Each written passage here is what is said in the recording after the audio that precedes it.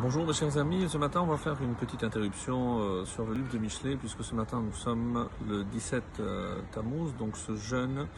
On va rappeler les 5 raisons pour lesquelles donc on jeûne aujourd'hui et une petite réflexion également par rapport aux raisons qui ont fait que jusqu'à aujourd'hui donc on a l'obligation de jeûner même s'il s'agit d'événements du passé. Par ailleurs, je rappellerai aussi quelques halachot, donc comme nous le faisons d'habitude, très succinctement, et on reprendra Be'ezrat Hashem, donc Michelet à partir de dimanche. Alors, les 5 raisons rapportées dans la halacha pour lesquelles donc on doit jeûner ce jour du 17 Tammuz, c'est le jour où Moshe Rabbeinu est descendu avec les premières tables et il les a brisées. Donc on a perdu de ce fait donc la pureté de ces premières tables qui avaient été façonnées entièrement par Hachem. Les deuxièmes, comme vous le savez, seront façonnées par Moshe lui-même. Par ailleurs, le fait que nous ayons aussi fait la faute connue sous le nom de Vaudor, donc qui a été la raison pour laquelle Moshe a préféré briser ces tables, fait que jusqu'à aujourd'hui, on n'a peut-être pas encore réparé la faute de nos ancêtres. La deuxième raison, c'est pendant le premier temple, et il y a eu l'annulation du korban tamid. Rappelez-vous, c'est ce korban qui s'appelle tamid, perpétuel. On offrait donc un animal le matin, un autre l'après-midi, et j'en ai parlé dans le cours de la paracha de cette semaine dans Pinchas pour plus de détails. Troisième raison est connue aussi, donc qui est liée aussi à la pierre, c'est parce que c'est en ce jour de 17 Tammuz, lors du deuxième temple, que la première brèche a été faite dans la muraille qui protégeait la ville de Yerushalayim, permettant plus tard donc à nos ennemis d'y rentrer, les Romains, et de causer la destruction de la ville et du Beth Hamikdash et du temple. La quatrième raison, Saraf Apostomos Aracha et Torah, c'est la première fois qu'un Sefer Torah a été brûlé en public, c'est ce qu'on appellera par la suite, hélas, Todafé, donc on brûle les livres sacrés. Et cinquième raison, Muhammad Tselem Bayechal Bet Hamikdash, comme c'est rapporté dans la Gemara dans Ta'anit, c'est la première fois aussi où on a introduit une statue à l'intérieur du Echal, de la partie intérieure du temple. Donc chacune de ces raisons aurait été suffisante. Donc imaginez donc les 5 ont eu lieu le jour du 17 Tammuz. Alors, aujourd'hui, donc, on va rappeler, même si, par exemple, on dit que le premier temple, la première brèche a eu lieu le 9 Tammuz, mais en ce qui nous concerne, puisque nous sommes encore dans l'exil d'Édom, c'est-à-dire concernant la destruction du deuxième temple.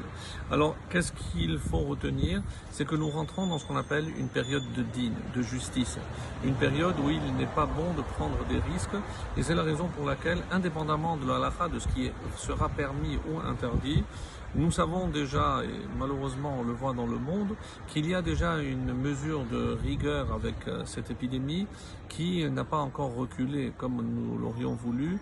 Donc il faut faire extrêmement attention, prendre toutes ces précautions puisque le din est beaucoup plus fort pendant ces 3 semaines. Donc concrètement, qu'est-ce qui sera interdit? D'écouter de la musique avec des instruments, c'est la raison pour laquelle il n'y aura plus de fêtes. Et on ne peut pas non plus célébrer de mariage, comme vous le savez. Donc on ne fera pas la bracha de Shehecheyanu pour un nouveau fruit, par exemple. Pourquoi? Que veut dire la bracha? Shehecheyanu qui nous a maintenus en vie, Veigianu la zemanazé, et qui nous a permis d'atteindre cette période. Mais on aurait voulu évidemment que cette période n'exista pas. Donc si on est dans cette période, donc on ne peut pas dans cette bracha, la formule de cette bracha, se réjouir d'atteindre cette période, une période, comme on l'a rappelé, néfaste. Donc on va éviter également de se procurer de nouveaux fruits. Certains permettent, Yesh Mekilim Levarech be Shabbat, que si jamais je pourrais le faire pendant Shabbat, puisque Shabbat, il n'y a pas de deuil, et je pourrais faire la bracha de Shehecheyanu. Évidemment, s'il y a une mila pendant cette période-là, on fera Shehecheyanu, un pidyon, le rachat d'un premier-né. Il y a également une autre coutume, et je dis coutume puisque c'est pas une interdiction propre, c'est yesh medakdekim leachmir alatzmam shelo listaper.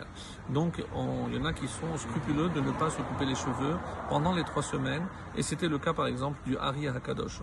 Et pour des raisons évidemment mystiques, puisque ça provient du Hari, et c'est donc à partir du 17 Tammuz jusqu'au lendemain du 9 Av, et Hayam Minhag Rabbeinu, et c'est comme ça aussi que le Harizal aussi lui il faisait. Alors, et je vous lis ce passage qui résume un petit peu ce que je voulais dire aujourd'hui. Beyamim elu shel sheloshet hashavuot ha'ezek matzui yoter. Pendant cette période de 3 semaines, donc le danger est beaucoup plus présent. Vekal yoter lemidat hadin nif'ol. Et c'est comme si la mesure de rigueur, de justice avait plus d'emprise pendant cette période. Alken, c'est la raison pour laquelle Yesh lizer yoter bechol minet varim, on fera extrêmement attention à toutes sortes de détails, ha'alulim leagi alide sakana, qui peuvent nous mettre en danger. Veiller sur les enfants, veiller sur ne pas prendre de risques inutiles. Chez loyer les midat adin, il l'a au trompé, de peur que justement, puisque la midat adin, la mesure de rigueur, a l'emprise pendant cette période, alors qu'en temps normal, on aurait pu être, on va dire, protégé. Pendant cette période, il faut savoir qu'il faut éviter de se mettre dans des situations où on peut courir un risque. Donc, que Dieu protège tout le peuple juif, envoie la guérison définitive et transforme toute cette période de tristesse et de malheur en joie et allégresse jusqu'à la reconstruction très rapide du troisième Beth Amikdash. Tzom Kal.